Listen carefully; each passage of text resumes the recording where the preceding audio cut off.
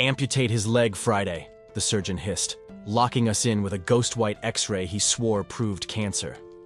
4 hours later, the hospital raided my dead sister's estate. Someone forged my name to seize $380,000 in Dylan's only home. Terror swallowed me whole, but I wasn't just a grieving uncle. 20 years fixing crooked beams trained my eye for hidden flaws. That same eye spotted the metal screw Halverson secretly buried in my nephew's bone. He thinks dads with tool belts stay powerless. He's wrong. I'm about to gut his empire, nail by nail. But before we begin, let me know where in the world you're watching from today. It's always fascinating seeing who's joining us from around the world. My name is Michael Carver, and I'm 43 years old. I spend most days in my half-finished workshop, turning other people's broken houses into homes while my own projects wait. The afternoon light catches dust motes dancing above maple boards. I'm sanding for Mrs. Peterson's cabinets. Dylan's skateboard wheels clack rhythmically on the driveway outside. My sister's boy. Now mine, since the flu took her last winter. Money's tight with just my contracting income and those mounting medical bills.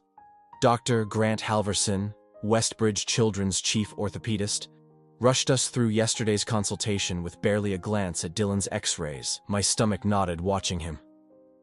20 years reading blueprints taught me to spot when something's off, whether in a roof beam or an x-ray. My fingers traced the wood grain, feeling for hidden flaws. Rot hides longest in polished halls. But let me start from the beginning. I woke before sunrise, staring at the ceiling while my mind raced through worst-case scenarios. The call from radiology yesterday had been vague. Anomalies that require immediate follow-up. But the urgency in the nurse's voice left my stomach in knots. Dylan was still fast asleep when I peeked into his room. One arm dangling off the mattress, the other clutching that ratty stuffed dinosaur he pretends not to need anymore. For a moment, I just watched his chest rise and fall, remembering how my sister used to do the same thing when he was a baby. "Hey, buddy," I said, gently shaking his shoulder. "Time to get up. We've got that doctor thing." He groaned and burrowed deeper under his blanket. 5 more minutes, Uncle Mike." "Sorry, sport. Appointments at 8 sharp." The drive to Westbridge Children's Hospital was quiet. Dylan fidgeted with his seatbelt, staring out the window while I white-knuckled the steering wheel. Spring rain tapped against the windshield, matching the nervous rhythm in my chest. "Is my leg broken?" he finally asked as we pulled into the parking garage. I forced a smile. "Probably just a sprain from that wipeout on your board. They just want to double-check." "Will I still be able to skate in the park this weekend?" "Let's see what the doc says first, okay?"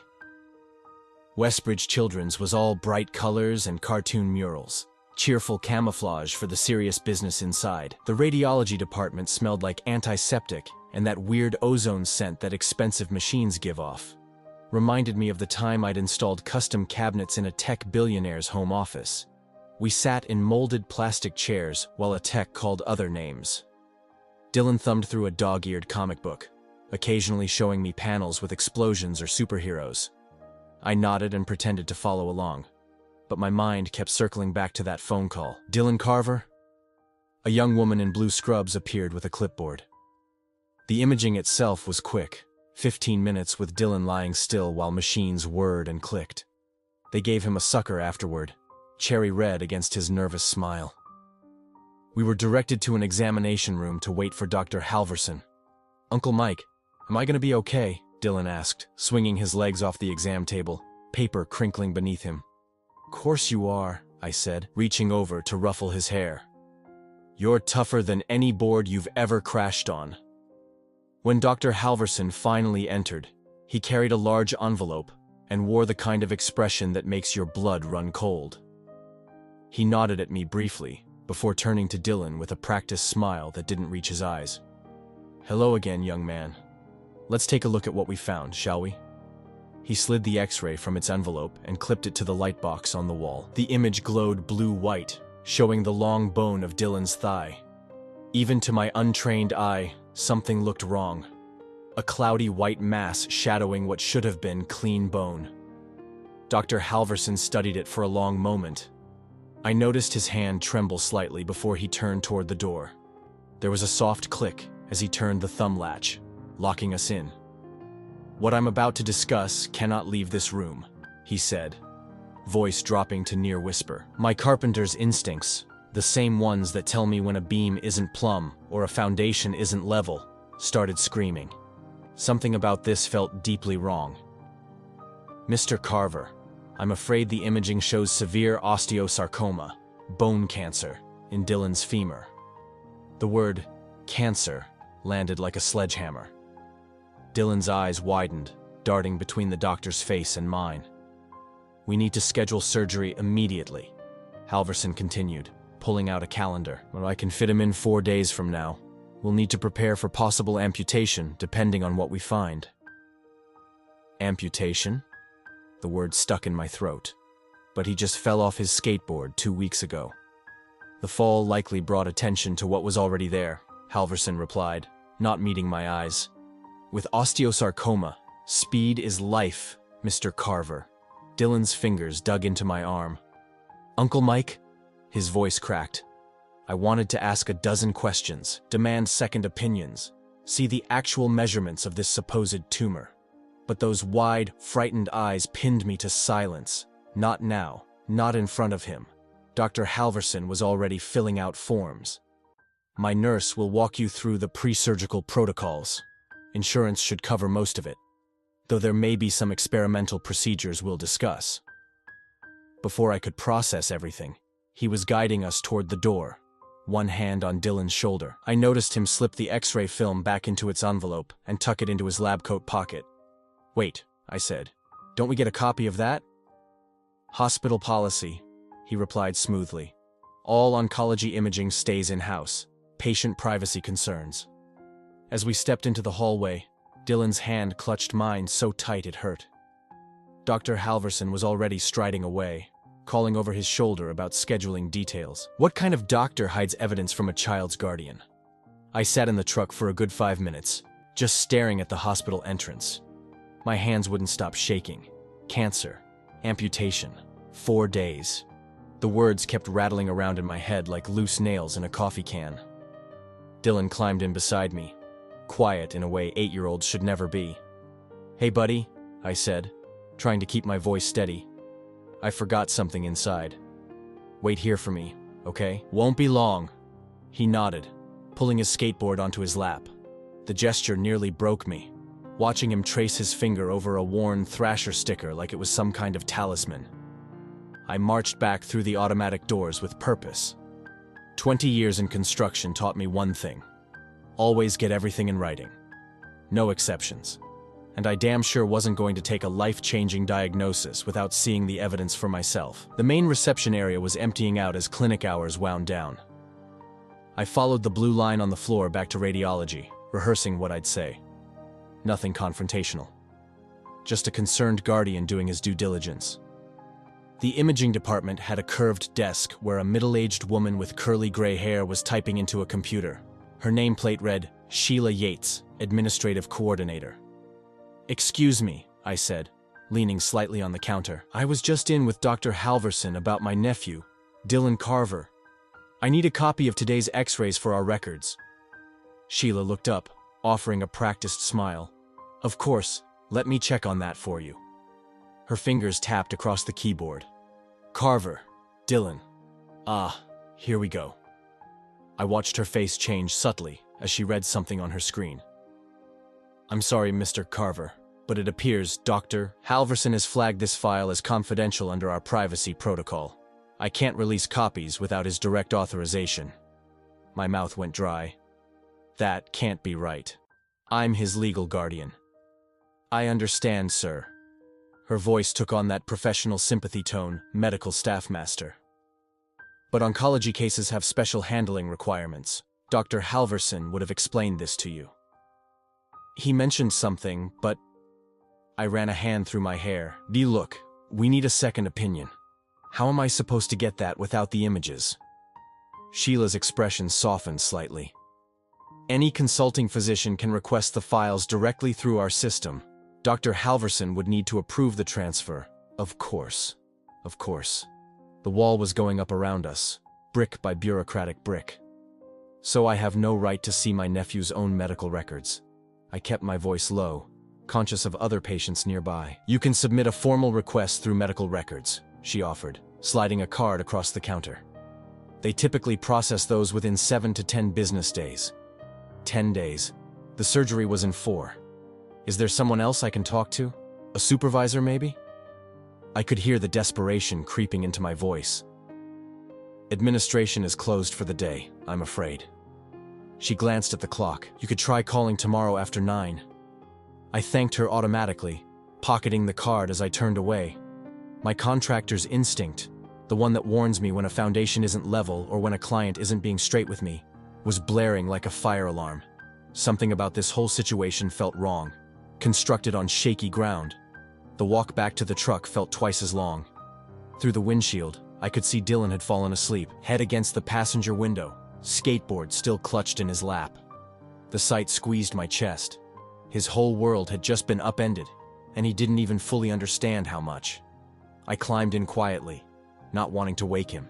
The dashboard clock read 6:42 p.m. The sky was darkening as I pulled out of the parking lot, headlights cutting through the gathering dusk.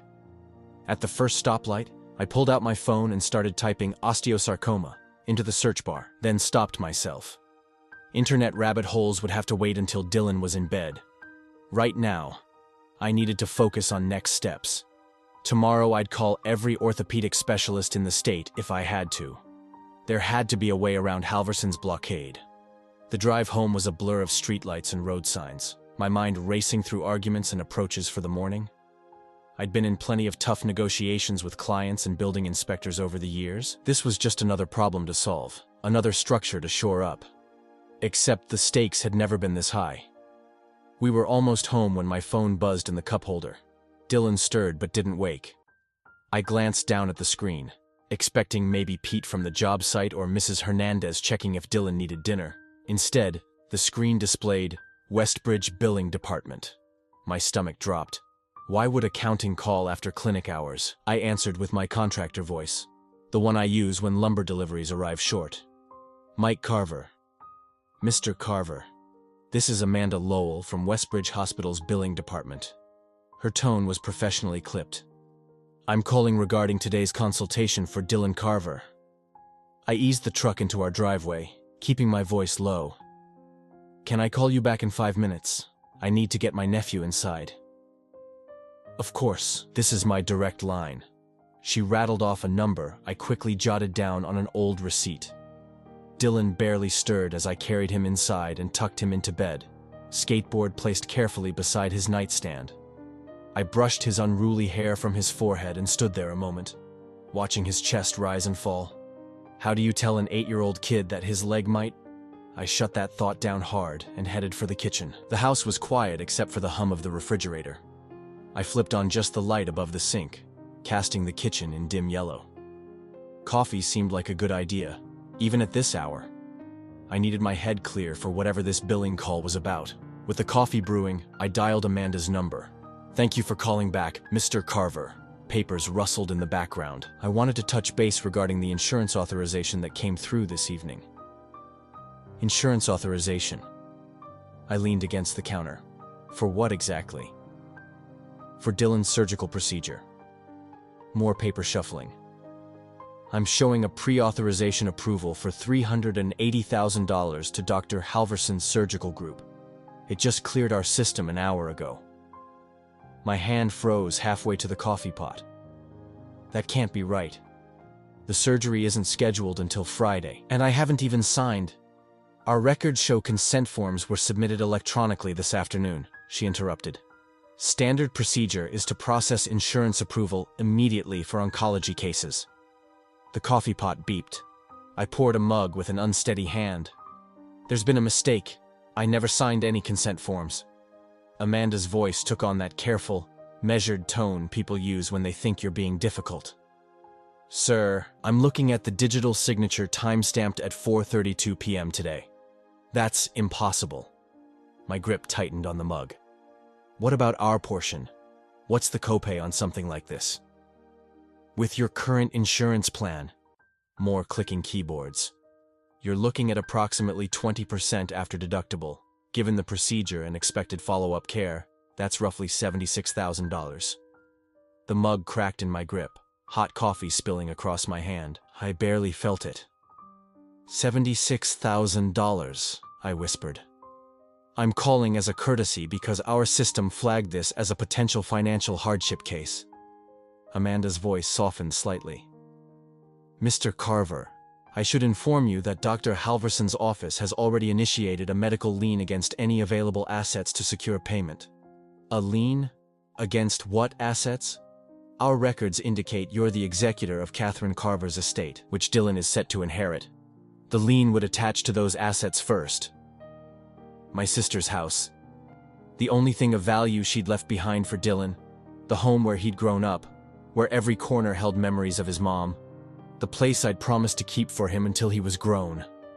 They can't do that, I said, but my contractor's knowledge of liens told me they absolutely could.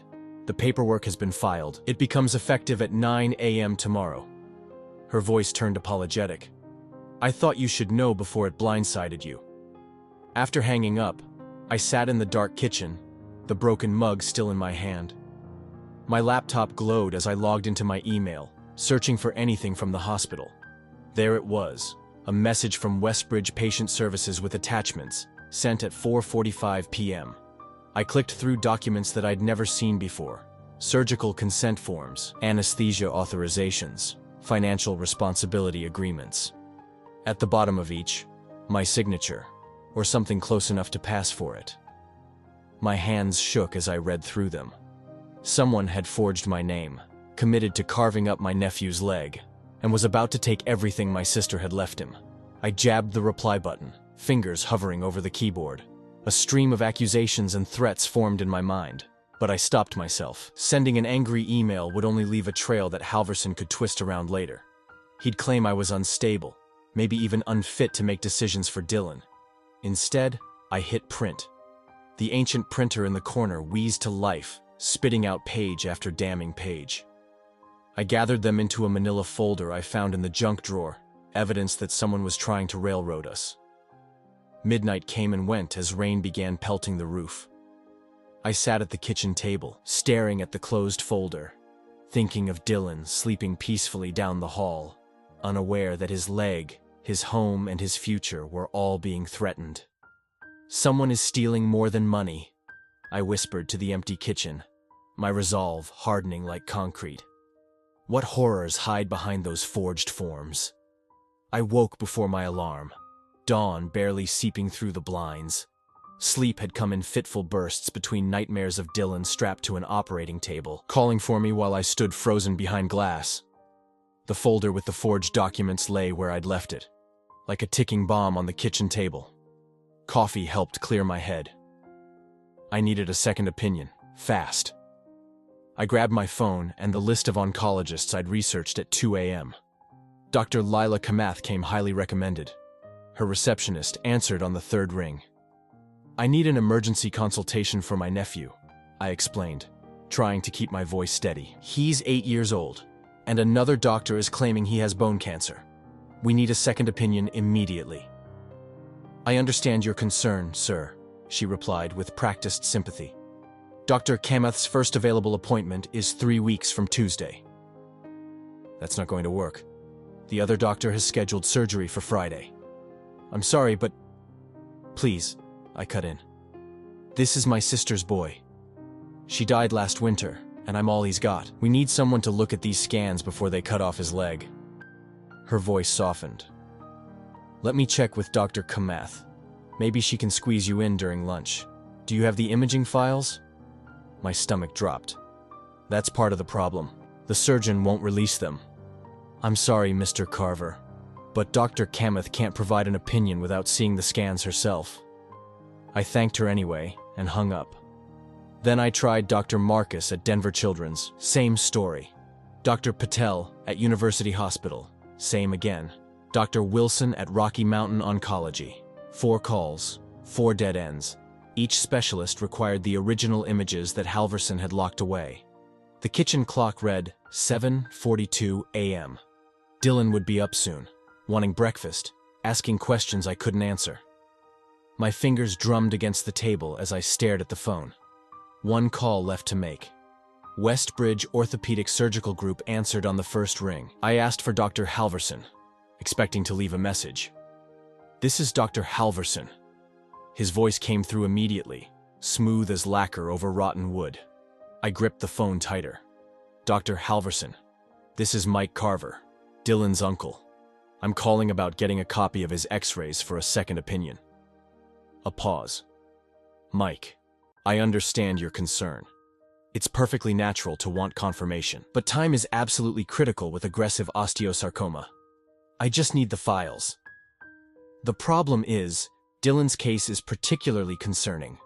His tone shifted, becoming grave yet somehow still polished. "The location and apparent growth rate suggest we're dealing with a highly aggressive variant. Every hour counts. I appreciate that, but let me be frank," he continued. "Delaying beyond 48 hours significantly increases the risk of metastasis. If the cancer spreads, we're no longer talking about a partial femur resection. We could be looking at a full leg amputation, or worse." My mouth went dry. "I still need those images." "Of course." His voice remained controlled, reasonable. "I can arrange a consultation with one of my colleagues here at Westbridge. Dr. Linden is excellent, and he could see you this afternoon." Another Westbridge doctor. Another person in Halverson's pocket. That's not what I'm asking for. "Mike." His voice dropped lower. "I need to be very clear about something. As Dylan's medical provider, I have certain obligations. If I believe a child's health is being endangered by parental, or in this case, guardian negligence, I'm required by law to report it." The threat hung in the air between us. "Are you threatening me, Dr. Halverson?" "Not at all. I'm simply explaining my professional responsibilities." A pause. "The surgery is scheduled for Friday morning. That gives you today and tomorrow to process this difficult news. I strongly advise against postponing." My jaw clenched so tight I thought my teeth might crack. I wanted to tell him I knew about the forged documents, the insurance scam, all of it, but something held me back. A carpenter's instinct. You don't show your hand until you're ready to play it. "I'll consider your timetable," I managed to say. "Excellent. My office will call with pre-op instructions." The relief in his voice was palpable. "We'll take good care of Dylan, Mike. Trust me." I hung up without responding. Trust him. I'd sooner trust a termite with a load-bearing beam. When I turned around, Dylan was standing in the doorway.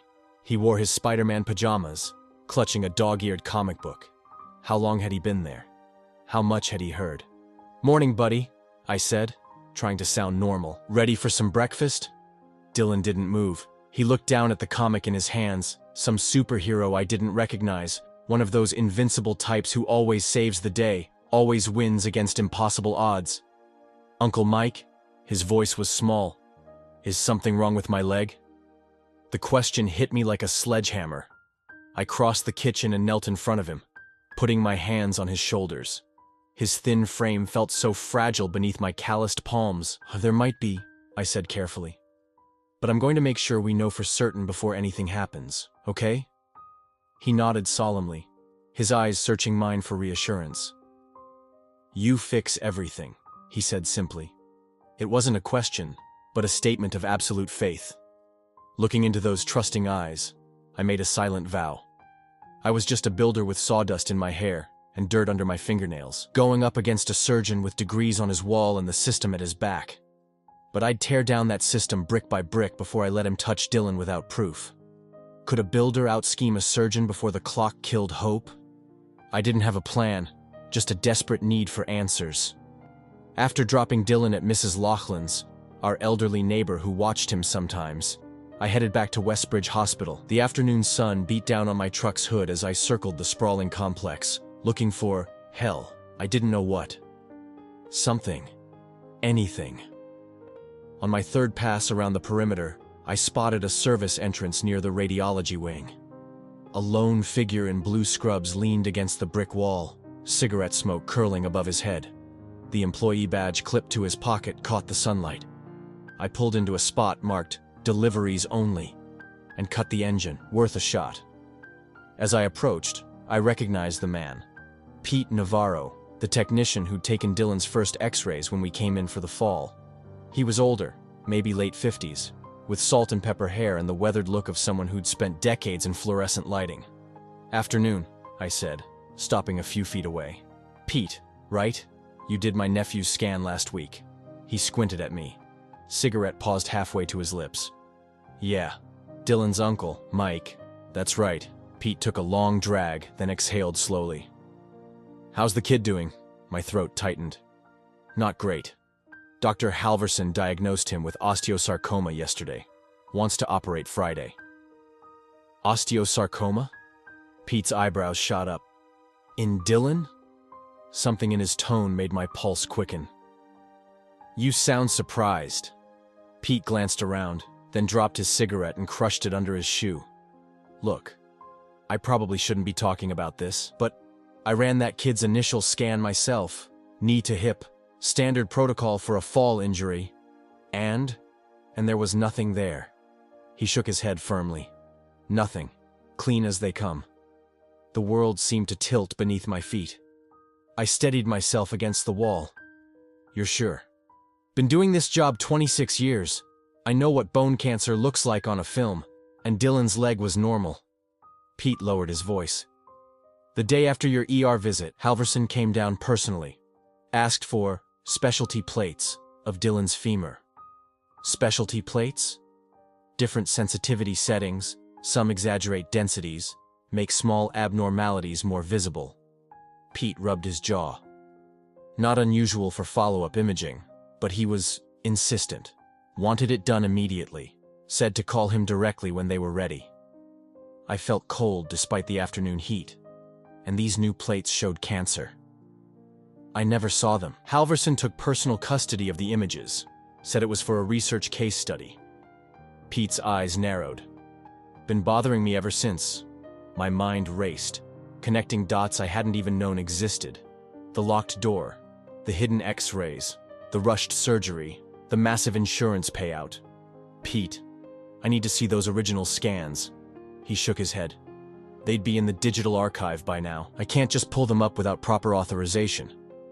There has to be a way." My voice sounded strange in my own ears. Desperate. Raw. "He's going to cut into my nephew in less than 48 hours based on images I'm not allowed to see."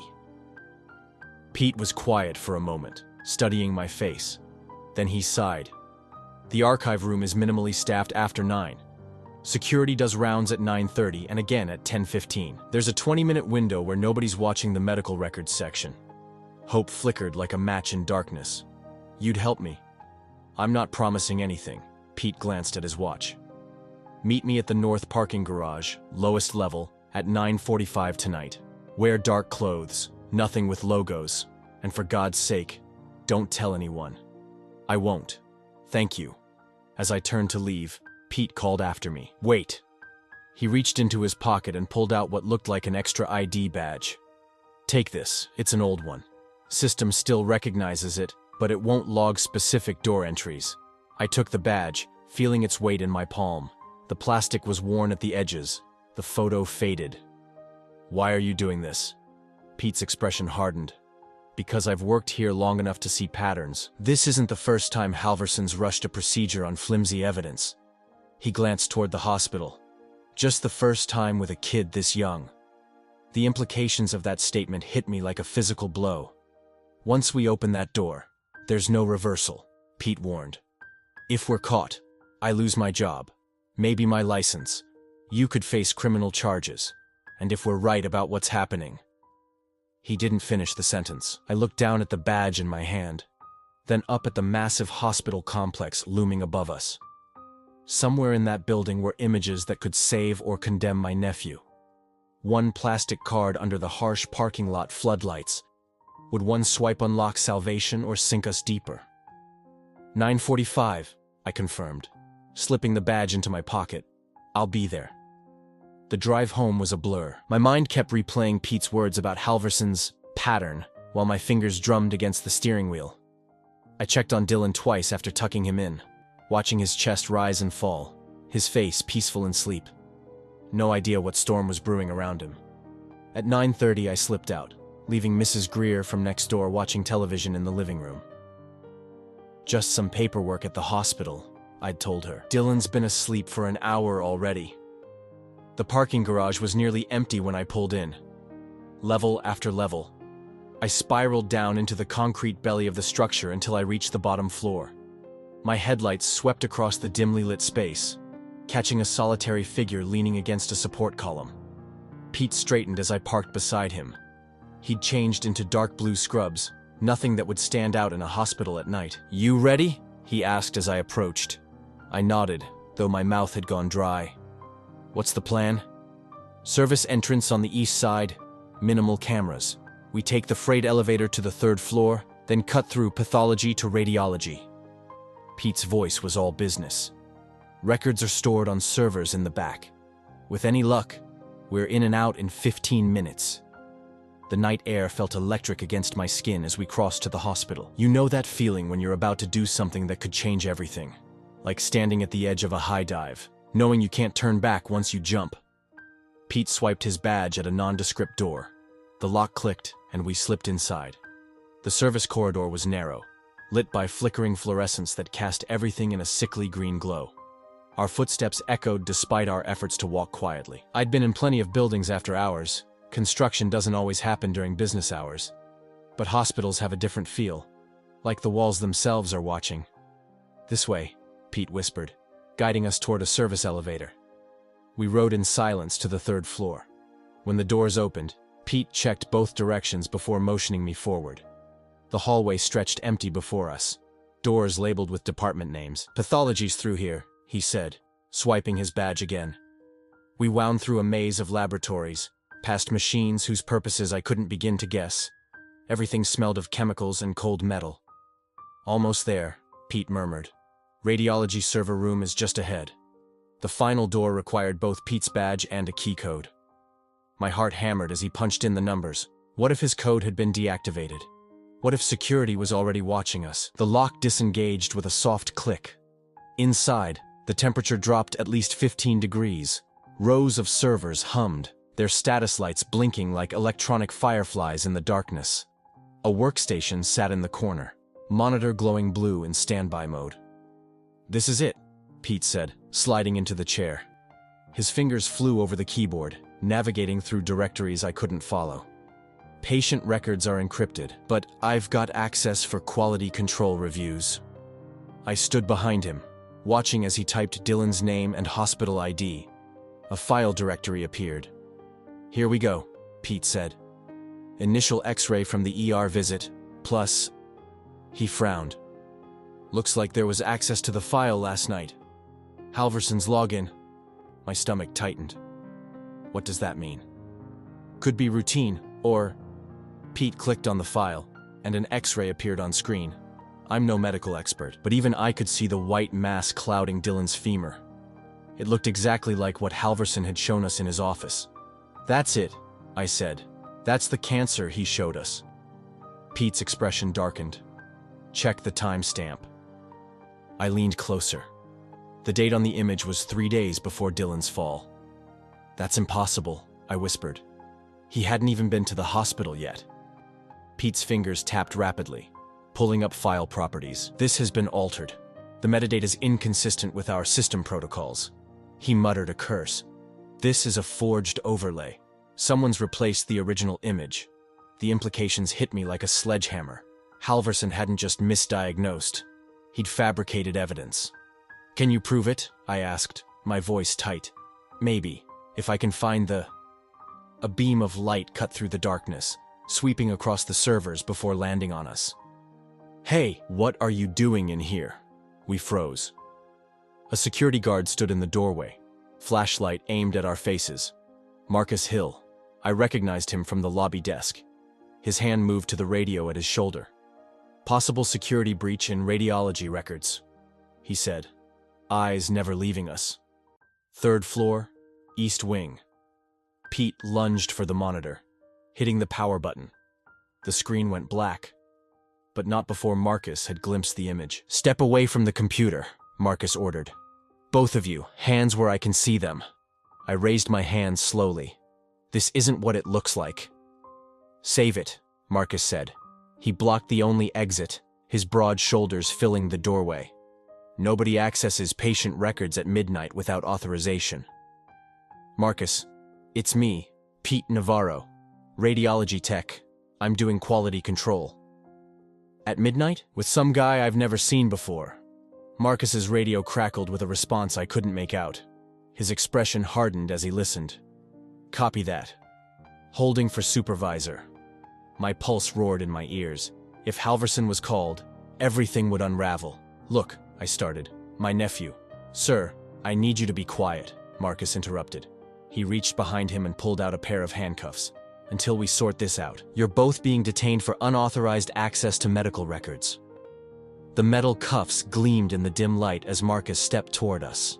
Marcus gripped my upper arm like I was some kind of flight risk, marching Pete and me down the corridor. The fluorescent lights overhead made everything feel surreal, like I was walking through some medical crime drama instead of living my life. This is ridiculous, I muttered. My nephew's the patient here. Save it for whoever's waiting, Marcus replied, not unkindly, but firm. We turned a corner, and I recognized we were heading toward the administrative wing. My stomach knotted tighter with each step. The clock on the wall read 12:43 a.m. Who would even be here at this hour? Pete caught my eye, his face ashen. Mike, whatever happens, don't sign anything. Marcus pushed open a door marked Conference Room B, and my question was immediately answered. Dr. Halverson sat at the head of a long table, looking crisp despite the hour in a pressed white coat. Beside him sat a severe-looking woman in her 50s with steel-gray hair pulled back so tight it seemed to stretch her face. Her navy blazer screamed, "Administration." "Mr. Carver," Halverson said, his voice dripping with disappointment. I had hoped we wouldn't meet again under these circumstances. The security guard positioned us across the table and stepped back to stand by the door. The room felt too small suddenly, like the walls were closing in. "Dr. Halverson," I acknowledged, trying to keep my voice steady. "Didn't expect to see you here this late." "I was called when the system flagged unauthorized access to my patient's files," he replied smoothly. He gestured to the woman beside him. "This is Janice Lowe, our compliance officer." She nodded curtly, her expression giving away nothing. "Do you realize," Halverson continued, leaning forward, "that you've just committed a federal offense? Hacking into proprietary medical research and protected health information." "Hacking?"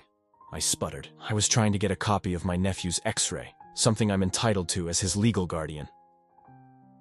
"By breaking into our secure server room at midnight?"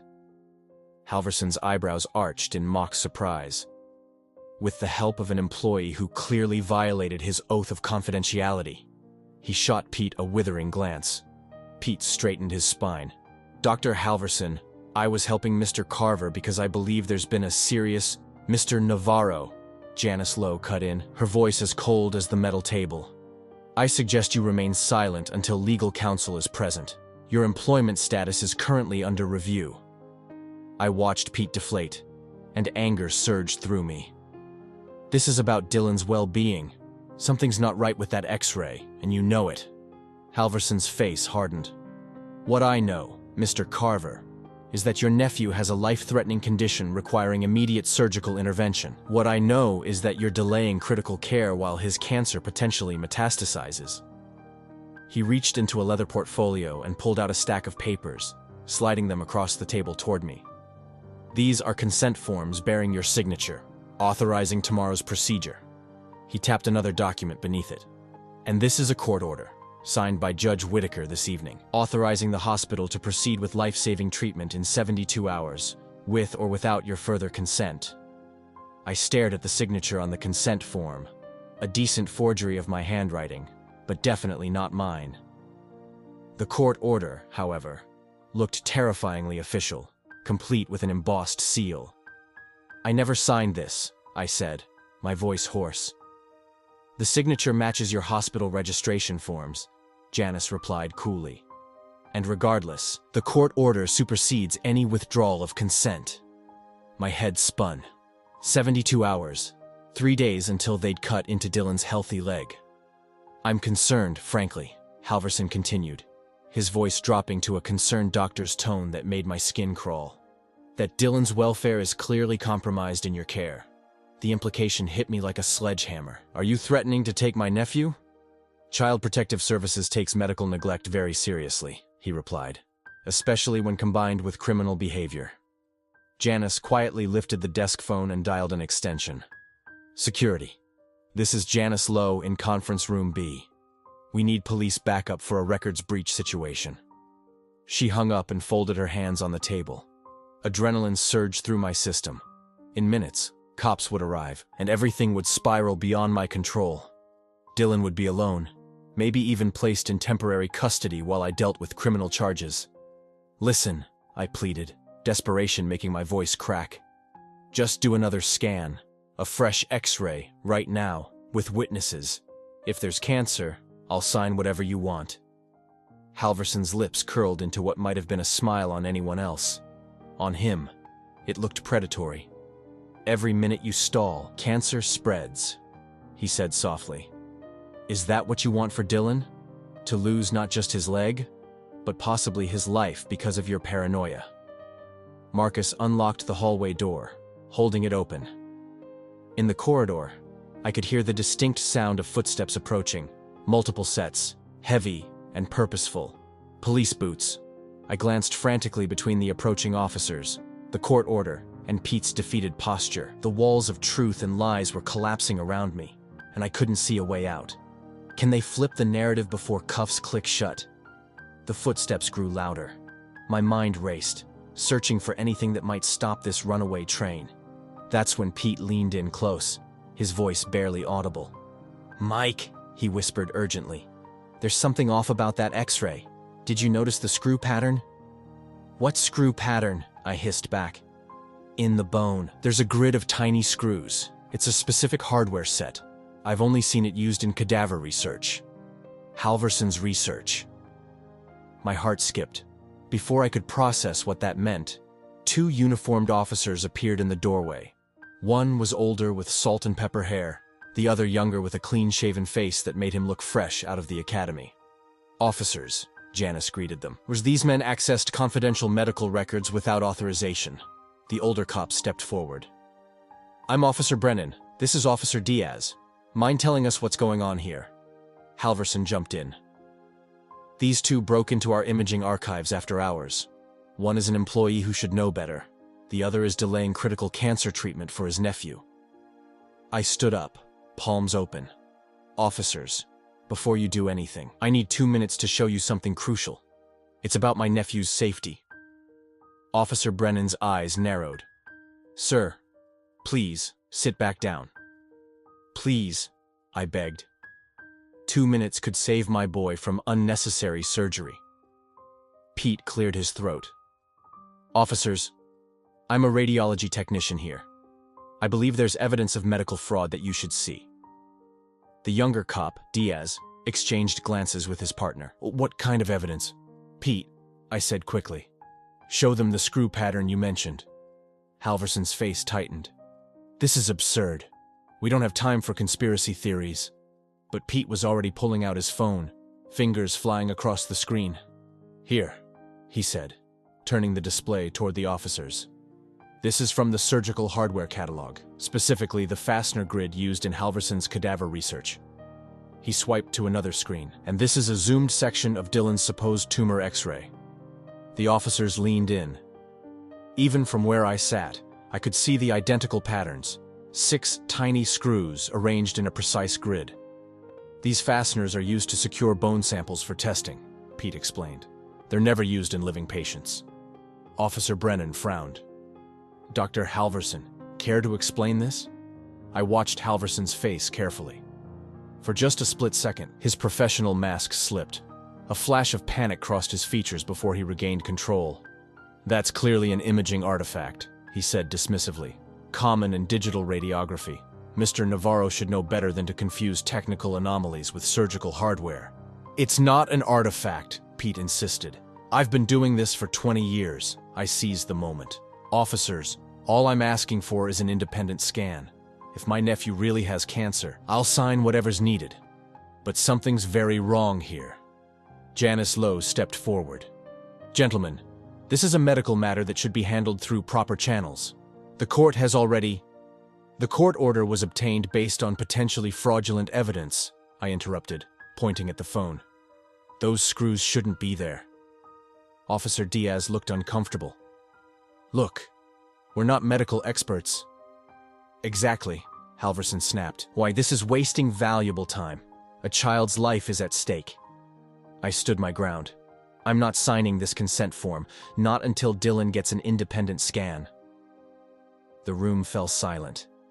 Halverson's jaw worked back and forth, a muscle twitching in his cheek. Then, with deliberate movements, he gathered his papers. Very well, he said coldly. The court order gives us authority to proceed in 48 hours regardless. I had hoped you'd cooperate for Dylan's sake, but clearly you're determined to be an obstacle. He strode toward the door, pausing beside the officers. When you're done entertaining these fantasies, please escort them out. Mr. Navarro is suspended effective immediately. With that, he left, Janice Lowe following closely behind. Officer Brennan sighed. Gentlemen, we can't intervene in a medical dispute, but we're not arresting anyone tonight. You believe us? I asked, hope flaring. I believe there's enough questions here that we won't be pressing charges right now, he replied carefully. We'll file a report noting the concerns raised. Officer Diaz nodded. You should get a lawyer, sir. Fast. They escorted us to the hospital exit. Pete looked shell-shocked. His 20-year career possibly over. I felt numb, the weight of what we discovered still sinking in. As we passed through the main corridor, my eyes caught the digital countdown clock above the surgical scheduling desk. It had just flipped to display 48 hours until they could legally cut into Dylan's healthy leg. I stared at the screen capture on Pete's phone, the tiny, telltale grid of screws that might be our only hope. Was this tiny screw pattern enough to dismantle a giant fraud? We need to get Dylan someplace safe, Pete said as we hurried across the parking lot. You can't go home. Halverson might send someone there. My mind raced. What about your place? Pete nodded. My apartment's not far. We can regroup there. I called Dylan's babysitter, Mrs. Keller, explaining we'd be late. Then I drove to my house, lights off, parking a block away. I crept in through the back door, grabbed Dylan's backpack, some clothes, and his medicine. 20 minutes later, I was picking him up from Mrs. Keller's, offering a thin story about a plumbing emergency at home. Dylan rubbed sleep from his eyes as he climbed into the truck. Uncle Mike? What's going on? Just a little change of plans, buddy, I said, trying to keep my voice steady. We're going to stay at a friend's house tonight. He yawned. Is this about my leg? My hands tightened on the steering wheel. Yeah, it is. But don't worry, I'm figuring it out. We followed Pete's sedan to a modest apartment complex on the east side of town. His place was small but tidy, a bachelor pad with medical textbooks stacked on every surface. He quickly cleared off the couch. Dylan can crash here, he said. Bathroom's down the hall if you need it, buddy. I settled Dylan on the couch with his backpack and a blanket. Within minutes, he was asleep again, one arm flung across his face just like his mom used to do. The sight of him there, trusting and vulnerable, made my chest ache. Pete was already spreading papers across his kitchen table. I've been thinking about this since we saw that image, he whispered. It didn't make sense until now. He pulled out several thick medical textbooks and a folder of what looked like lab notes.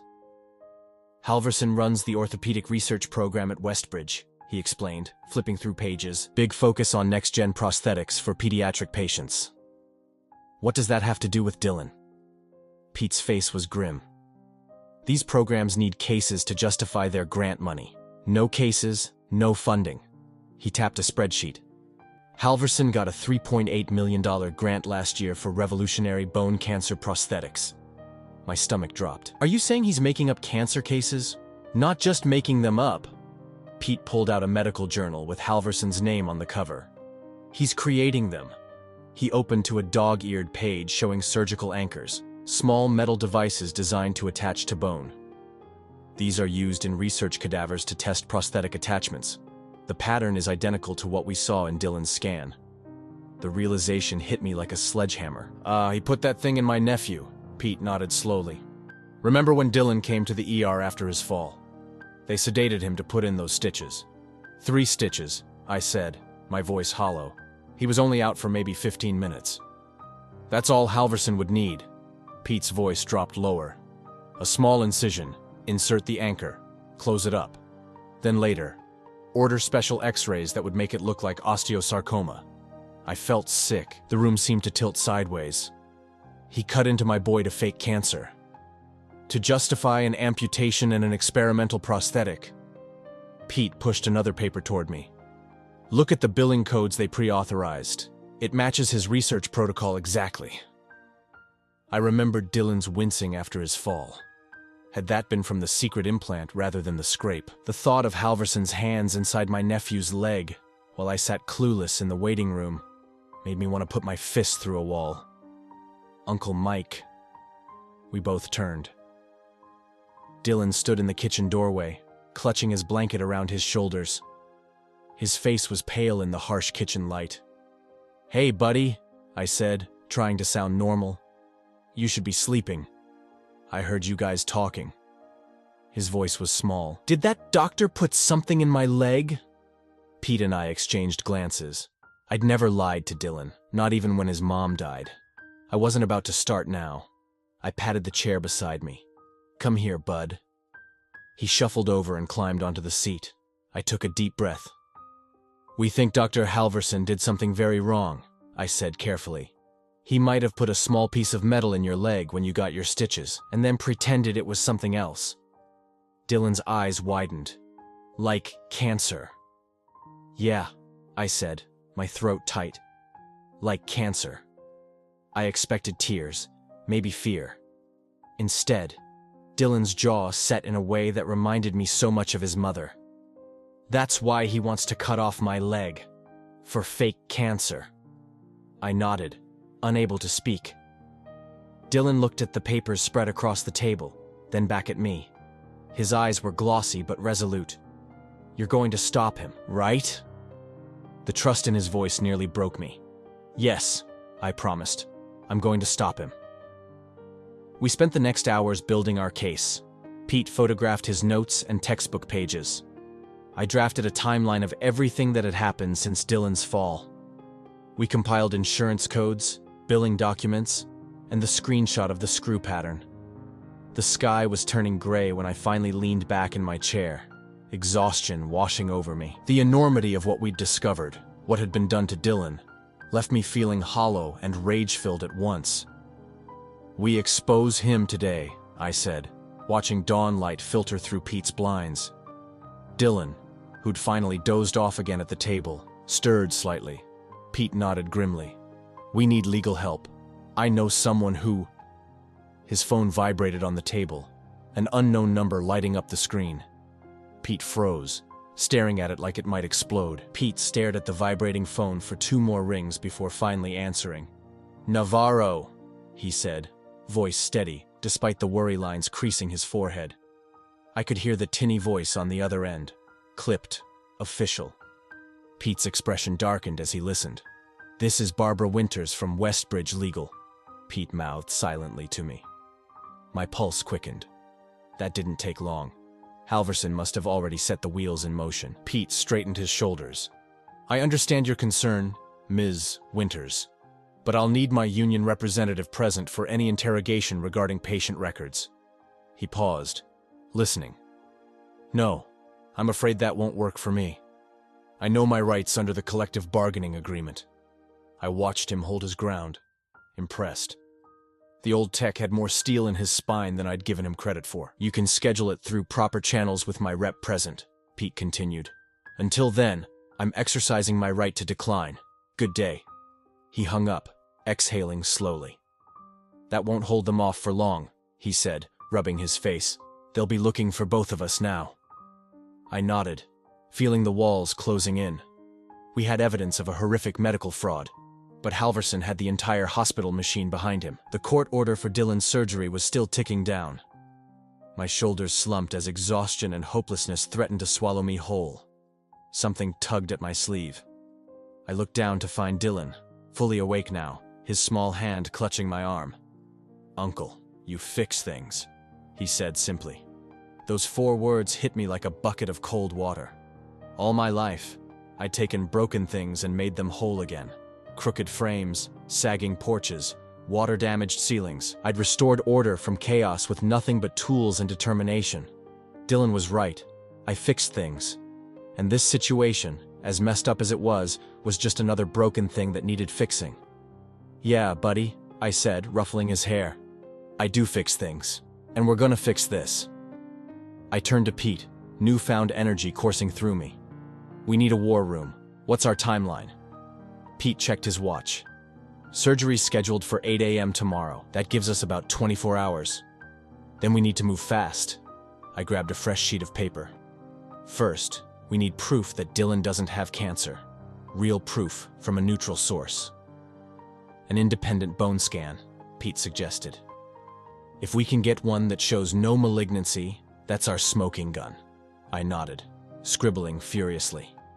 "Second, we need legal protection, an emergency injunction to stop the surgery. And third," Pete added, "we blast this evidence to everyone who matters. The hospital board, Halverson's research sponsors, medical ethics committee." Dylan watched us intently, his eyes moving between us as we plotted. "Who do we know that can help with the legal side?" I asked. Pete's face lit up. "Marlene Shore. She's a malpractice attorney who's taken down hospitals before. Tough as nails, especially when kids are involved." "Can you call her?" Pete was already dialing. After a brief conversation filled with medical jargon I couldn't follow, he hung up with a satisfied nod. "She'll see us right now. Her office is downtown." We gathered our evidence, stuffing papers into folders. Dylan helped, carefully organizing the photos Pete had taken of his textbooks. "What about clothes, toothbrushes?" I asked, suddenly realizing we might not be coming back here for a while. "No time," Pete said grimly. "If hospital security connects the dots, they'll be here soon. We need to move." I looked at my watch as we finished packing. 24 miles. 24 hours until they tried to take my nephew's leg for a fraud. "Let's go," I said, hoisting Dylan onto my hip. He wasn't heavy. Never had been. But right then, carrying him felt like carrying the whole world. We hurried down to Pete's aging Volvo sedan, parked in the back lot of his apartment complex. The morning air was cool, the sky brightening with dawn. Dylan climbed into the back seat while Pete and I loaded our makeshift evidence files. As Pete started the engine, I caught a flash of red in the side mirror. My stomach dropped. "Pete," I said quietly, "look 2 blocks back." He adjusted his rearview mirror. Police lights flashed, reflecting off the buildings. The wail of sirens grew louder. "They can't be for us," Pete said. But his knuckles whitened on the steering wheel. "Not yet. Let's not find out." I fastened my seatbelt. "Drive. Normal speed. No sudden moves." Pete pulled out of the parking lot, merging into early morning traffic. The sirens grew louder behind us. I fought the urge to look back, keeping my eyes forward as if we had nothing to hide. The lights appeared in Pete's rearview mirror, getting closer with each second. My heart hammered in my chest. If they stopped us now, before we reached Marlene's office, it was over. Dylan's surgery would proceed. Halverson would win. Pete turned left at the next intersection. The sirens screamed closer. Dylan's small voice came from the back seat. "Are they coming for us, Uncle Mike?" Before I could answer, the police cruiser appeared directly behind us, lights flashing. Pete's foot hovered over the brake pedal. The cruiser's tires squealed as it suddenly swerved around us, blasting past and disappearing down the street ahead. We all exhaled at once. "Not for us," Pete said, his voice shaky. "Not yet, anyway." I nodded, trying to slow my racing heart as we continued toward downtown. The dashboard clock read 7:32 a.m. 24 hours and counting. Marlene Shore's law office occupied the 15th floor of a downtown high-rise, all mahogany panels and brass fixtures that smelled like lemon polish and old money. We burst through the glass doors like we had hellhounds on our heels, which wasn't far from the truth. "Ms. Shore is expecting you," said the receptionist, barely looking up from her desk. "Conference room, end of the hall." We hurried down the corridor, Dylan's sneakers squeaking on the polished floor. I kept glancing back, half expecting to see hospital security or police rounding the corner. The conference room door had barely closed behind us when the receptionist's voice crackled over the intercom. "Mrs. Shore, there are 2 security officers from Westbridge Hospital in the lobby asking about your visitors." My stomach dropped. I'd been running on fumes and adrenaline, but suddenly the weight of what we were up against crashed down on me. We were 3 guys with a theory against a celebrated surgeon and an entire hospital system. What the hell was I thinking? "Tell them I'm in court preparation and unavailable," came a crisp voice from behind us. I turned to see a tall woman in her 60s with a silver bob and reading glasses hanging from a pearl chain around her neck. She wore a charcoal suit that probably cost more than my truck. "Marlene Shore," she said, extending her hand. "Pete tells me you have a situation." "That's putting it mildly," I said, shaking her hand. "They're insisting, Ms. Shore." The receptionist's voice came again. Then insist back, "Janice, no one enters without a warrant." Marlene turned off the intercom and gestured to the conference table. "Sit. Tell me everything. Quickly." We laid out our evidence.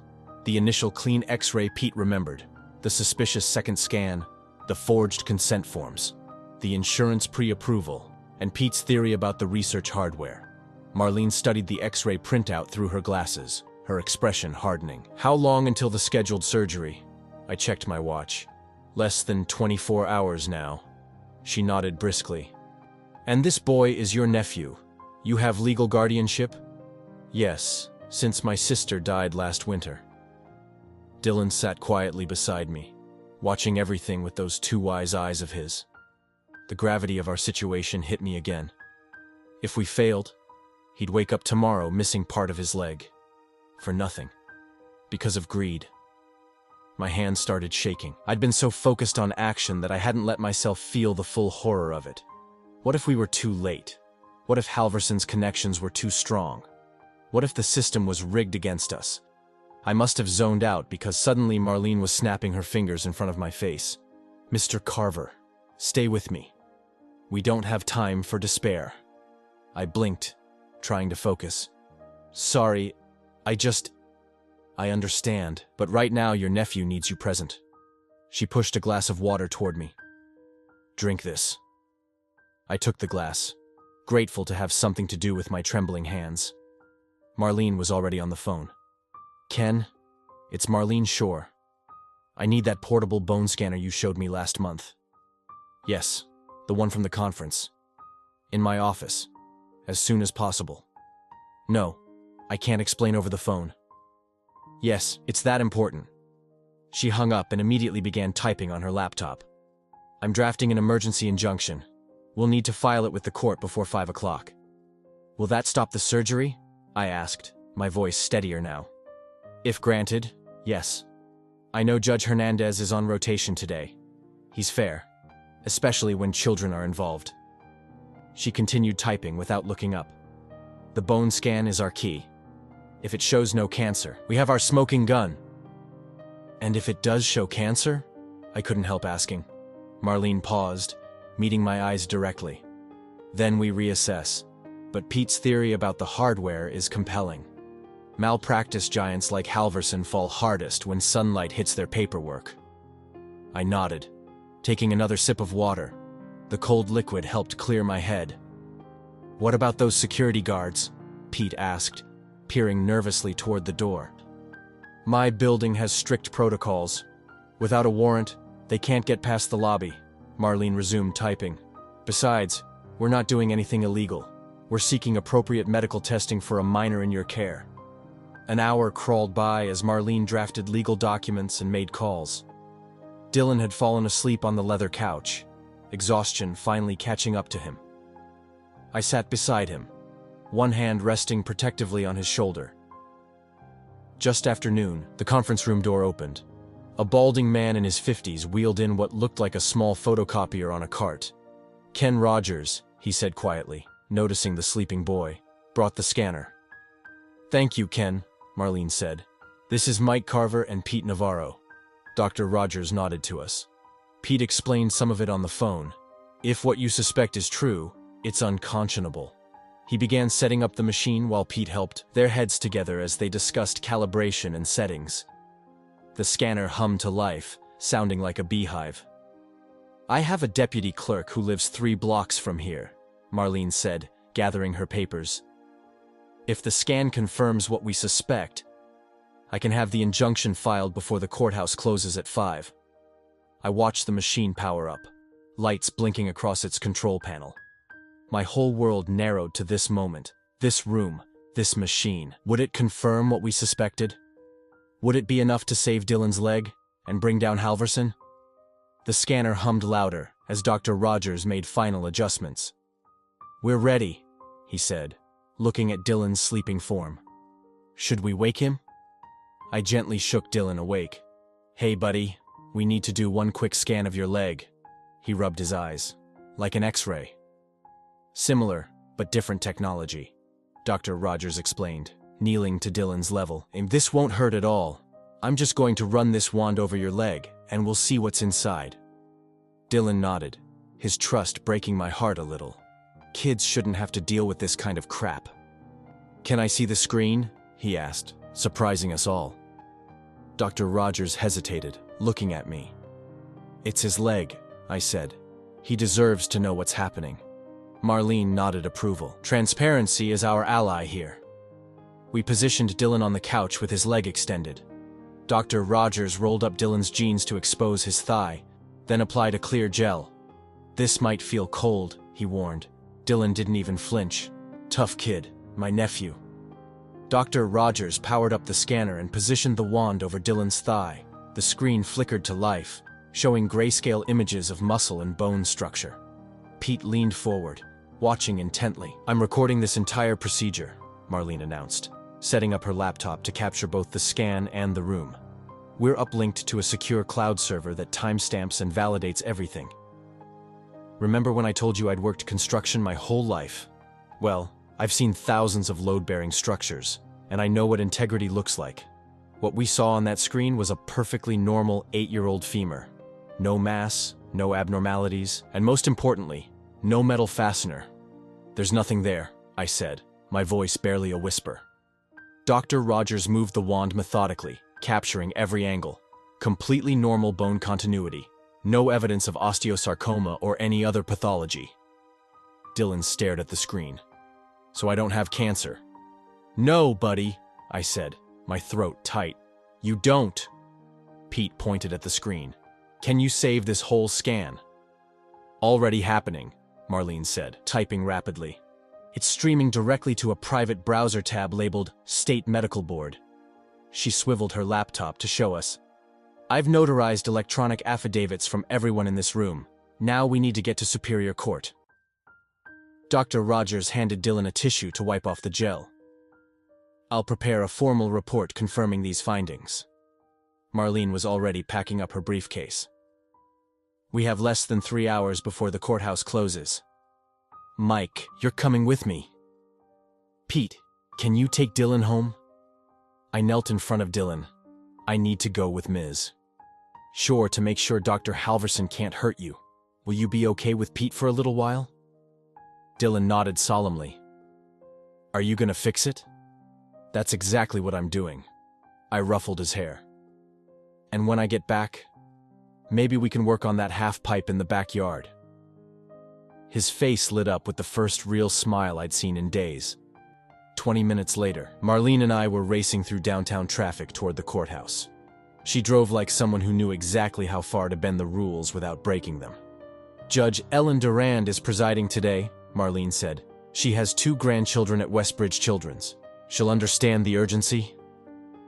The courthouse loomed ahead, all granite and columns. We parked in a loading zone. Marlene slapped a legal placard on the dashboard and hurried up the steps. Ever seen how fast a good lawyer can move when the clock's ticking? Marlene was a blur of efficiency, navigating security, filing clerks, and courthouse politics like she owned the place. Within an hour, we were seated in Judge Durand's chambers. The judge, a stern woman with silver hair and reading glasses on a chain, reviewed our evidence with methodical care. "These are serious allegations, Monsieur Shore. With compelling evidence, Your Honor, Marlene replied. The scan clearly shows no medical necessity for the scheduled procedure. Judge Durand studied the images, then looked at me. Mr. Carver, you understand the gravity of accusing a physician of this magnitude? Yes, ma'am. But that's my nephew's leg, and his life. Dr. Halverson was going to amputate for no reason other than profit. The judge's expression hardened. She picked up her pen and signed the emergency injunction with a decisive stroke. This halts all procedures on Dylan Carver pending investigation, she said, handing the document to her clerk for stamping. I'm also ordering Westbridge Children's Hospital to preserve all records related to this case. Relief flooded through me, but Marlene remained tense as we walked back to her car. Don't celebrate yet, she warned. Hospitals have been known to claim paperwork, delays, and proceed anyway, especially with dawn surgeries when most oversight is asleep. The thought sent ice through my veins. What do we do? Make silence impossible.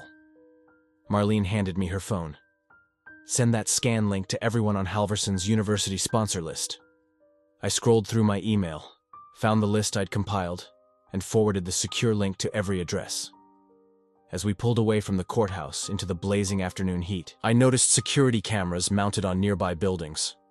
For once, I was glad for the surveillance. Let them record everything. Marlene's phone pinged with confirmation receipts. Good. Now we need to make this too public for anyone to ignore. She pulled into a coffee shop parking lot and turned to face me. The next few hours are critical. Halverson will fight back with everything he has. I nodded, thinking of Dylan waiting at home, trusting me to fix this mess. Marlene's eyes were steel. Send it viral, she ordered. Make silence impossible. I'd never been much for social media. My Instagram had 3 posts, all of completed decks, and I couldn't remember my Twitter password. But that night, hunched over Marlene's laptop at her kitchen table, I became a one-man digital army. Use these hashtags, Pete suggested, scribbling on a notepad. Medical fraud. Children at risk. Halverson scandal. My fingers felt clumsy on the keyboard as I uploaded the bone scan video to every platform I could access. Each post got the same header. Urgent. Dr. Grant Halverson. Grant, Year Med, 8792. Scheduled to amputate healthy 8-year-old's leg tomorrow at Westbridge Children's. Video proof below. Medical Board. Our Denver News. Our Health Watch USA. The first responses trickled in slowly, mostly confused questions and a few, "Is this real?" comments. Then someone from a medical ethics forum shared it, and suddenly my phone wouldn't stop buzzing. It's working, Marlene said, scrolling through her tablet. Look at these comments from medical professionals. They were brutal. If this is authentic, it's criminal. I've worked with Halverson, always thought something was off. This matches rumors about his research methods. Remember how wildfire season hits Colorado? One spark, then the whole mountainside goes up. That's what happened online. By midnight, local news stations were emailing for comment. By 2 a.m., a national medical watchdog group had picked it up. The trolls came too, of course. Some defended Halverson, calling me a fraud. Others threatened legal action. I didn't care. Let them come. Try to get some sleep, Marlene advised around 3 a.m. Tomorrow will be intense. Sleep, right. I dozed fitfully on her couch, phone clutched in my hand, jerking awake at each notification. Around 5 a.m., I got a text from an unknown number. This is Nurse Kathy from 3 West at Westbridge. They're trying to prep Dylan for surgery anyway. Dr. H says internet stunts won't stop him, several of us refusing to assist. My blood ran cold. I shook Marlene awake and showed her the message. Get dressed, she snapped, already reaching for her phone. I'm calling the marshal. 20 minutes later, we picked up Pete from his apartment. He looked like he hadn't slept either, his eyes bloodshot but alert.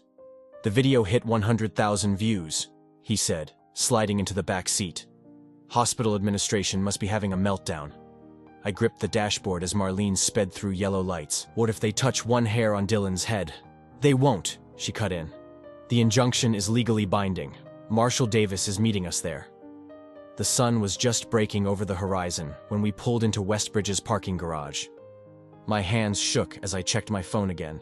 The video had been shared by 3 major news outlets and a celebrity doctor with millions of followers. Marshall Davis was waiting in the lobby, a stocky man with salt and pepper hair and the calm demeanor of someone who'd seen it all. He held up the injunction like a shield. "Let's go," he said simply. We marched across the polished floor, past the information desk where the receptionist's eyes widened in recognition. The elevator took us to the surgical floor, which was buzzing with unusual activity for 6 a.m. The doors opened to reveal Dr. Halverson standing at the nurse's station in blue scrubs, gesturing angrily at a cluster of staff. When he spotted us, his hands froze mid-air. "What is the meaning of this?" he demanded, voice tight but controlled. Marshall Davis stepped forward. "Dr. Grant Halverson, I have an emergency injunction prohibiting any surgical procedures on Dylan Carver." "This is outrageous," Halverson spat. "That child has aggressive bone cancer. These internet stunts and amateur diagnoses could cost him his life." I moved toward him, fury burning in my chest. "The only thing threatening my nephew is you." Marlene put a restraining hand on my arm. "Dr. Halverson, we have conclusive evidence that Dylan's leg is perfectly healthy. Evidence that has now been reviewed by multiple specialists." Halverson's face reddened. "You have no idea what you're talking about. I've been practicing medicine for 30 years. Who are you to question my diagnosis?" "Someone who doesn't like seeing kids cut up for grant money," I growled. The marshal cleared his throat. "Doctor, I should inform you that federal agents are en route. There's an investigation opening into your research protocols and billing practices." Something flickered across Halverson's face, the first real crack in his composure. A vein pulsed at his temple as he glanced toward the stairwell. "This is absurd," he said, but his voice had lost its edge. "I have patients waiting." "Not today, you don't," Marshall Davis replied. The surgical staff had stopped pretending to work. They were watching the confrontation, whispering among themselves. I noticed one nurse give me a subtle thumbs up. Halverson's complexion had gone from red to ashen. "You have no idea who you're dealing with," he said. But the threat sounded hollow now. The elevator dinged behind us. We all turned to watch the doors slide open. 2 people stepped out. A man and woman in crisp suits, both carrying leather portfolios. They moved with the unmistakable confidence of federal agents. "Dr. Grant Halverson?" The woman held up a badge. "FBI. We need to speak with you regarding allegations of medical fraud and insurance billing irregularities." The surgeon's eyes darted between the agents and the stairwell door. I watched from an alcove as U.S. Marshals Gregory Shaw and Linda Porter flanked Halverson like bookends.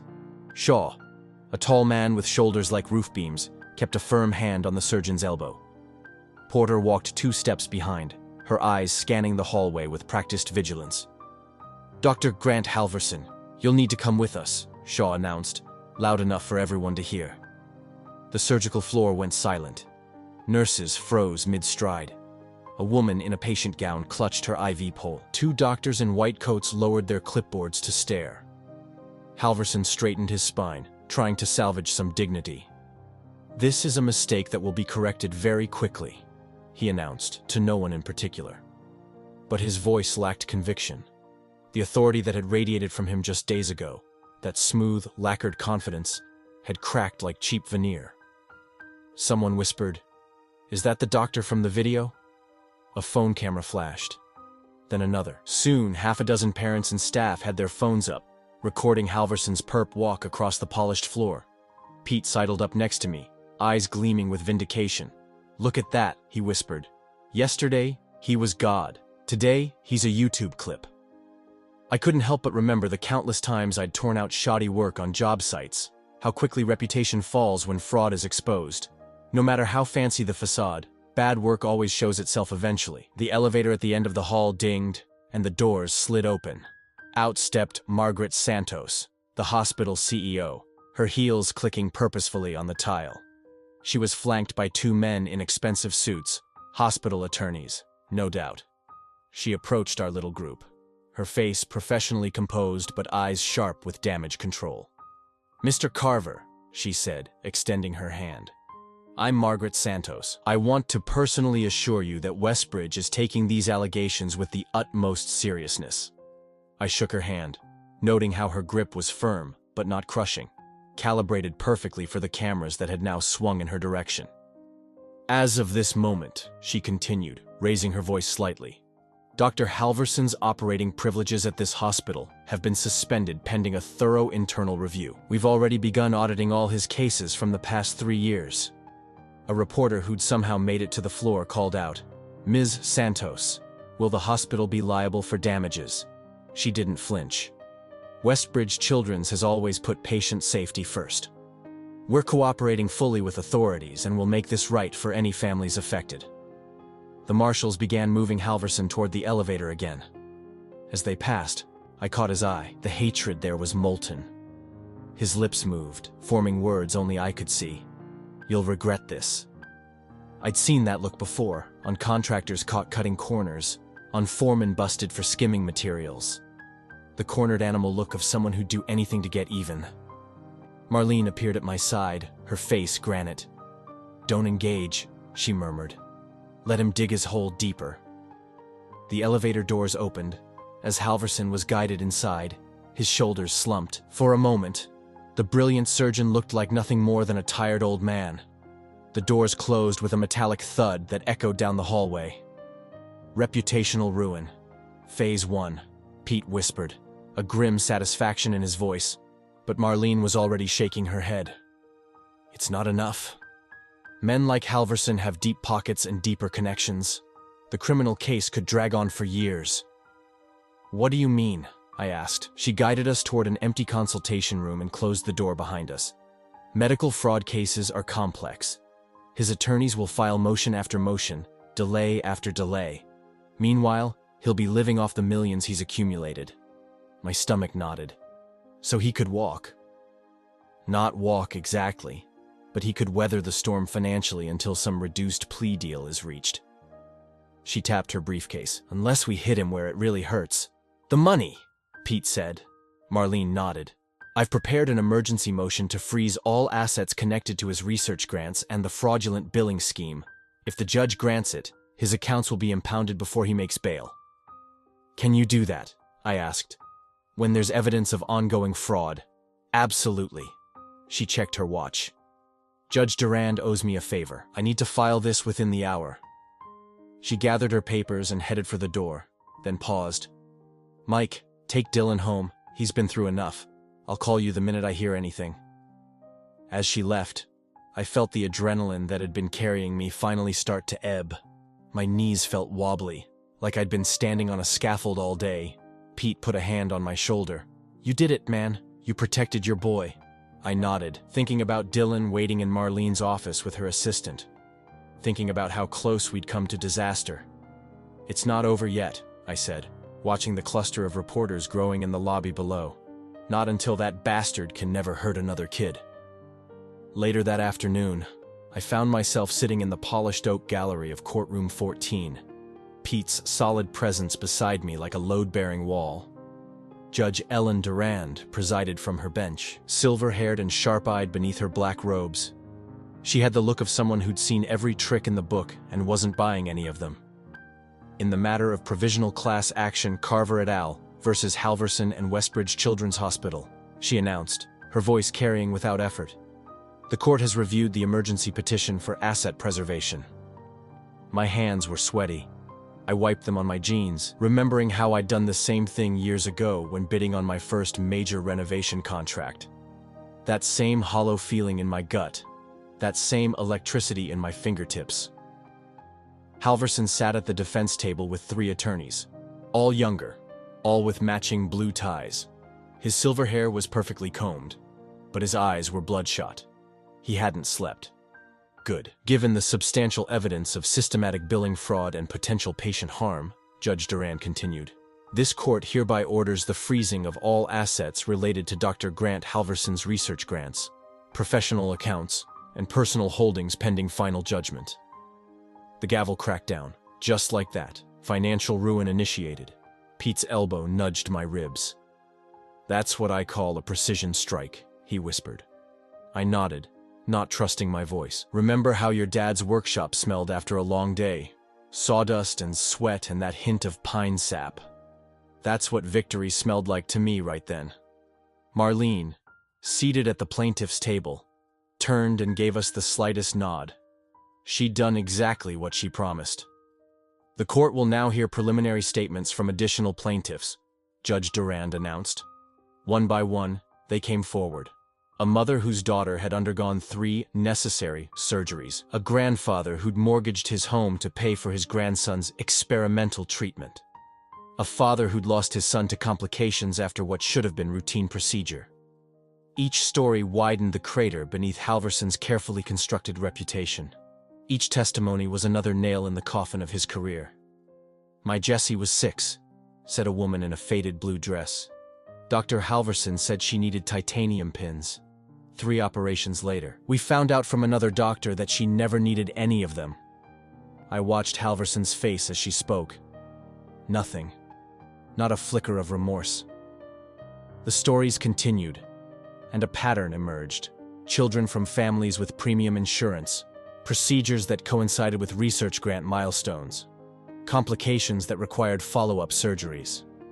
My mind drifted to the stack of unpaid invoices sitting on my desk at home. 3 months of carrying costs for the Peterson renovation, property taxes coming due, Dylan's future college tuition, which seemed to grow more expensive every time I checked the numbers. I leaned toward Marlene when she returned to our bench during a brief pause. "What happens to all that money?" I whispered. "The frozen assets." She tucked a strand of silver hair behind her ear. "Once judgment is final, the funds will finance victims, recoveries. There's a formula: medical expenses, pain and suffering, punitive damages. Dylan's case will be included." "How long?"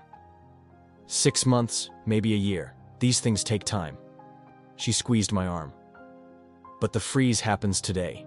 He won't be able to touch a penny or transfer anything offshore." A court clerk approached the bench with a note. Judge Durand read it, then tapped her gavel. "The court will recess for 30 minutes. Halverson's lead attorney, a razor-thin man with wire-rimmed glasses, immediately approached the bench, gesturing emphatically. I couldn't hear what he was saying, but his body language screamed desperation. Judge Durand shook her head firmly and left the bench. "He's trying to delay," Marlene explained as we stood. "Standard tactic. Drag things out, hope witnesses lose interest or settle for less." "Will it work?" I asked. "Not with Durand. She hates time wasters." We filed out into the corridor, which was now packed with reporters. Microphones appeared in front of us like mushrooms after rain.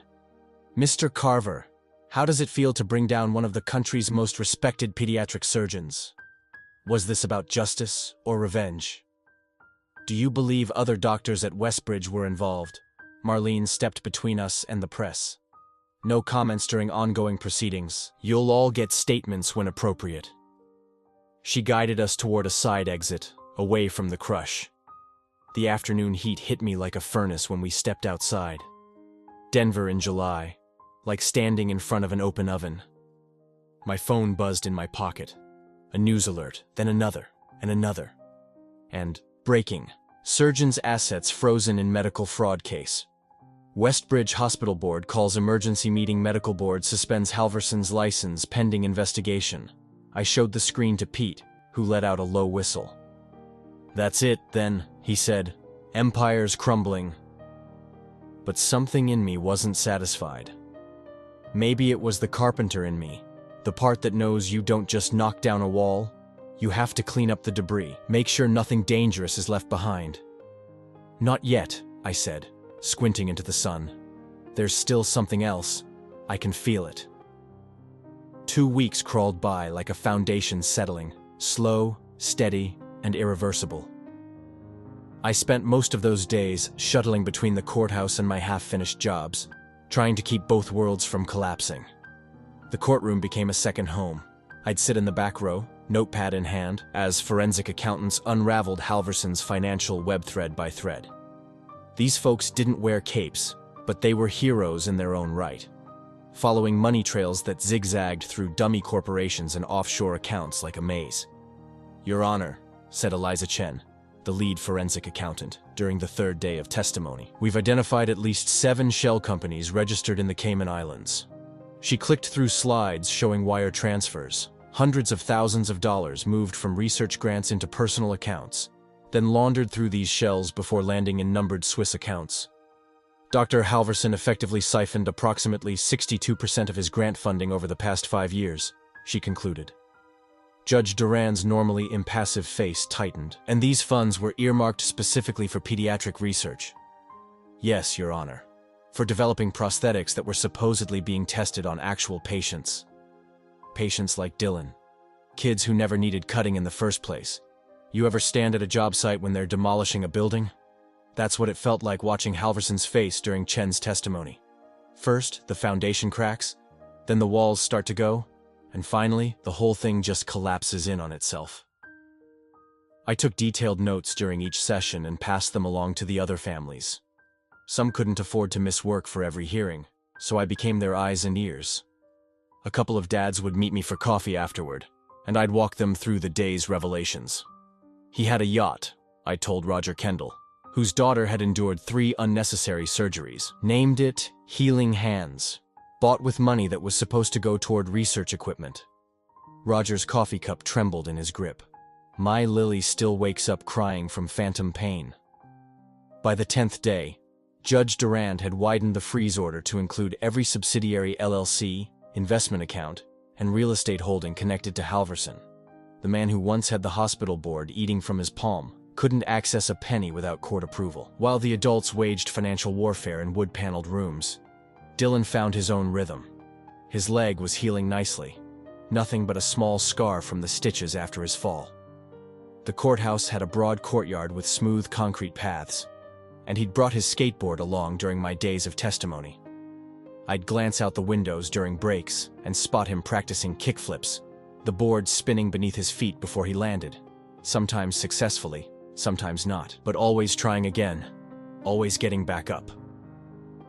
"Uncle Mike," he called one afternoon as I exited the building. "Watch this." He rolled toward a low bench, popped the board up, and slid cleanly across the edge before landing with a clatter of wheels on concrete. The sound echoed off the courthouse columns. "Not bad, buddy," I said, ruffling his hair. "But maybe take it easy on the government property." He grinned. The security guard said it was okay, as long as I didn't hit anyone. The final ruling came down on a Thursday. Judge Durand ordered the liquidation of Halverson's properties. The lakeside mansion, the vacation home in Vail, the yacht, the investment portfolio. Everything would be sold to fund a settlement pool for the victims. "The court finds clear and convincing evidence of systematic fraud," she said, her voice carrying through the hushed room. "The defendant used his position of trust to perform unnecessary procedures for financial gain, causing physical and emotional harm to vulnerable children and their families." Halverson stared straight ahead, his posture still perfect even as his world crumbled around him. As we filed out of the courtroom for the last time, I felt something I hadn't expected. Not elation or even satisfaction, but a lumbering sense of closure, like finishing a long job and loading up your tools, knowing you'd done what needed doing. That evening, Dylan and I sat on the porch steps, watching fireflies blink in the yard. He was quiet, tracing the small scar on his leg with one finger. "You know what I think we should do," I said finally. "What?" "I think we should turn that dusty workshop of mine into something useful. How about a skate ramp?" His eyes lit up. "For real? Inside?" "Why not? That back section's just collecting sawdust anyway." Later, after he'd gone to bed, I sat at the kitchen table sketching plans on graph paper, measurements, angles, supports, the kind of project that would keep my hands busy while my mind processed everything that had happened. The next morning, I loaded scrap plywood into my truck. Good, solid sheets I'd been saving for who knows what. As I strapped them down, I wondered what symbol could best honor a boy's unbroken stride. Maybe something built from the very materials I'd once used to shore up other people's dreams. 3 weeks later, I knelt on the workshop floor, running sandpaper over the final plank of the ramp. Sunlight streamed through the open garage door, catching dust motes that danced in the late summer air. The wood felt smooth beneath my fingers, not a splinter in sight. "Is it ready yet?" Dylan bounced on his toes at the edge of my vision, skateboard clutched under one arm. "Almost," I said, blowing sawdust from the curved edge. Patience is a carpenter's best friend. That's what you always say. He rolled his eyes but grinned. I'd spent every evening and weekend on this project, measuring twice and cutting once, just like my dad taught me. The half-pipe wasn't competition grade, but it was solid, built to withstand the enthusiasm of an 8-year-old daredevil and whatever friends he'd bring around. Dylan had been right there with me, handing me screws and holding boards steady. He'd even helped apply the first coat of sealant, his tongue poking out the side of his mouth in concentration. "Okay," I said, standing up and brushing dust from my knees. "Let's give it a test run." Dylan didn't need to be told twice. He dropped his board onto the smooth plywood, the wheels making that satisfying clack I'd grown to love.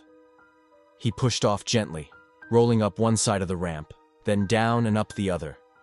His face split into a grin that could have powered the whole neighborhood. "It's perfect," he shouted, picking up speed with each pass. The doorbell rang just as Dylan was attempting his first proper run. "That'll be Pete and Marlene," I said. "Keep practicing. I'll be right back."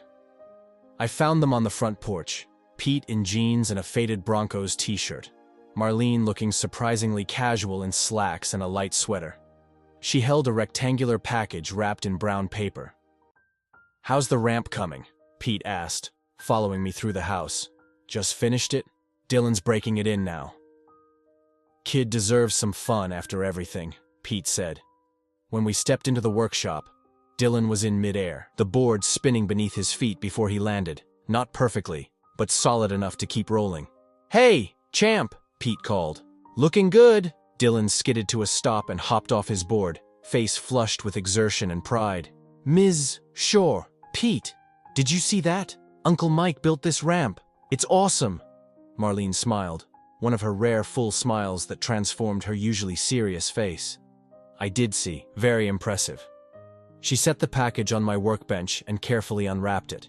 Inside was a framed document, the emergency injunction signed by Judge Durand that had stopped Halverson's surgery.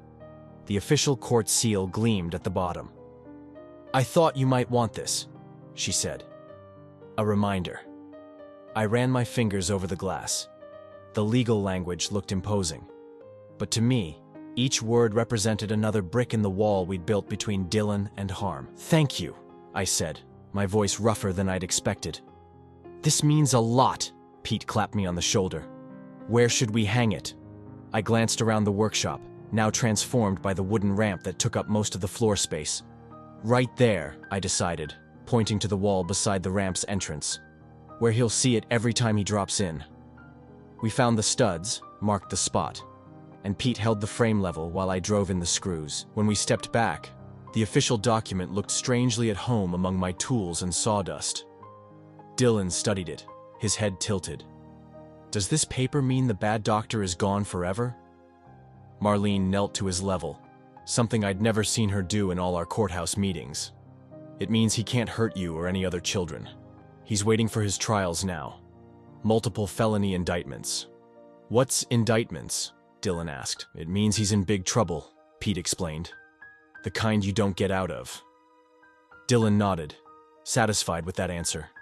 He turned back to his skateboard, but I caught his fingers brushing against the scar on his leg, a habit he'd developed, like touching a talisman. I felt something release in my shoulders then, a tension I'd been carrying for months, maybe longer. The weight of fear and anger and uncertainty sliding away like water off a freshly sealed deck. No need for a big celebration or party. This moment, with these people who'd helped save my boy, was enough. But I wanted some kind of symbol, something to mark the end of one chapter and the beginning of another. "Hey, Dylan," I called. "Come here a second." I lifted him onto the workbench and reached for the skateboard he'd been riding when this all started.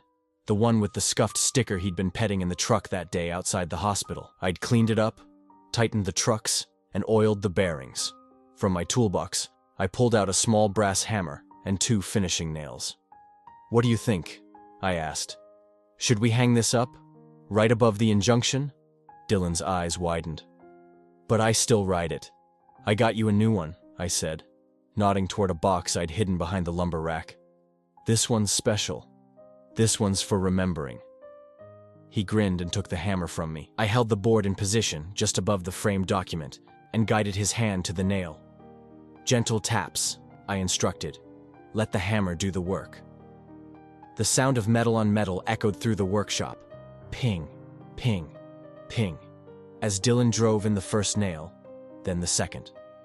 When we were done, the skateboard hung proudly above the injunction, both testaments to what we'd overcome.